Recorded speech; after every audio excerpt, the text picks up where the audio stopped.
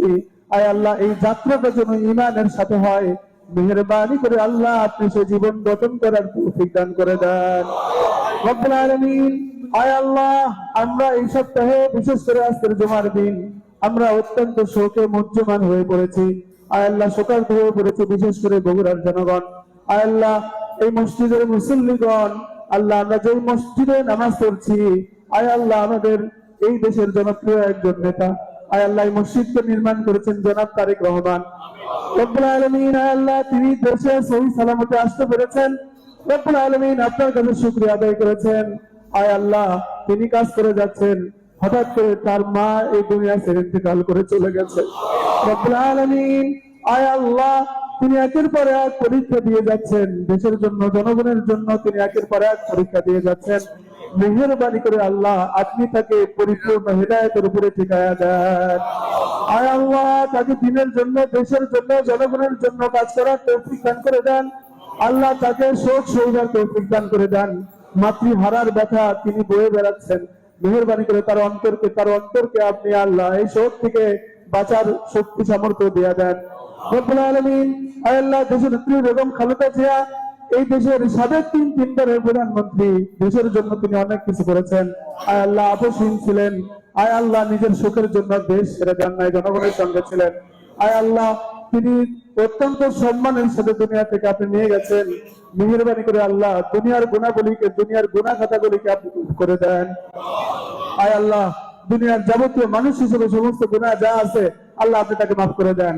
আয় আল্লাহ, কবরের সওয়াল জবাব আপনি সহজ করে দেন। আয় আল্লাহ, আপনি তার আমলগুলোকে কবুল করে নেন, ব্যক্তিগত জীবনের সমস্ত আমলগুলোকে কবুল করে নেন। আয় আল্লাহ, মরহুম প্রেসিডেন্ট, শহীদ প্রেসিডেন্ট, আয় আল্লাহ, জিয়াউর রহমান সাহেবকে আপনি জান্নাতের উচ্চ মাকাম দান করেন, আপনি তাকে মাফ করে দেন, তার জীবনের আমলগুলোকে কবুল করে নেন, এই পরিবারকে আপনি কবুল করে নেন। আয় আল্লাহ, এই পরিবারকে আপনি কবুল করে নেন। মেহেরবানি করে আল্লাহ ইমানের উপরে পরিপূর্ণরূপে তাদেরকে প্রত্যেক ইমানের সাথে চলার তৌফিক দান করে দেন। আয় আল্লাহ, মুসলমান হিসেবে আল্লাহ আপনি শক্তিশালী মুসলমান হিসেবে কবুল করেন। আয় আল্লাহ, মুসলমানদের প্রতিনিধিত্ব করার তৌফিক দান করেন। আয় আল্লাহ, কোরআন হাদিসের উপরে চলার জন্য তৌফিক দান করেন। আয় আল্লাহ, এখানে যারা আমিন আমিন করছি প্রত্যেকের পিতা মাতাকে আপনি মাফ করে দেন, আমাদের বাবা মাকে আপনি মাফ করে দেন। আয় আল্লাহ, আমরা আজকে আমরা কথা বলতে পারছি আমাদের পিতা মাতার অবদানে, আল্লাহ আপনি তাদেরকে মাফ করে দেন। আয় আল্লাহ, আপনি তাদেরকে মাফ করে দেন। আয় আল্লাহ, জেলা ছাত্র দলের পক্ষ থেকে তারা দোয়া চেয়েছে, আয় আল্লাহ আপনি তাদের মনের ইচ্ছাকে পূরণ করেন। আয় আল্লাহ, তাদেরকে আপনি আল্লাহ দেশের সেবা করার তৌফিক দান করেন। আয় আল্লাহ, ঈমানের সেবা করার তৌফিক দান করেন। আয় আল্লাহ, প্রত্যেকে আল্লাহ আপনি অত্যন্ত সুন্দরভাবে চারিত্রিক বৈশিষ্ট্যের সাথে তাদেরকে গড়ে ওঠার তৌফিক দান করেন। আয় আল্লাহ, এই দেশের জন্য, জনগণের জন্য, ইসলামের জন্য কাজ করার তৌফিক দান করে দেন। আয় আল্লাহ, আমাদের সামনে অনেক মুরব্বিয়ানেকেরাম আছেন, আমাদের সিনিয়র ভাইরা আছেন।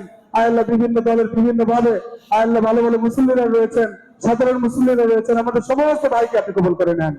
আয় আল্লাহ, সকলের নেক হায়াত দারাজ করেন। আয় আল্লাহ, এই বগুড়াকে আপনি উন্নয়নের শিখরে পৌঁছায় দেন। আয় আল্লাহ, বগুড়াকে নিরাপদ নগরীতে পরিণত করে দেন। আয় আল্লাহ, এই মসজিদকে আপনি কবুল করে নেন, এই মসজিদকে আপনি কবুলে মঞ্জুর করেন, কিয়ামত পর্যন্ত ঈমানের মার্কাজ বানায় দেন। আল্লাহ, এই মসজিদকে আপনি ঈমানের মার্কাজ হিসেবে কবুল করেন। আয় আল্লাহ, এই মসজিদকে আপনি আমলের মার্কাজ হিসেবে কবুল করেন। সামনে রমজান মাস, এই রমজান মাসের বরকত আপনি আমাদেরকে প্রদান করেন। আয় আল্লাহ, এই রমজান মাস পর্যন্ত আমাদেরকে যাওয়ার তৌফিক দেন। আয় আল্লাহ, আপনি আমাদেরকে শারীরিক সুস্থতা দান করেন, মানসিক সুস্থতা দান করেন, ধৈর্য ধারণ তৌফিক দান করেন।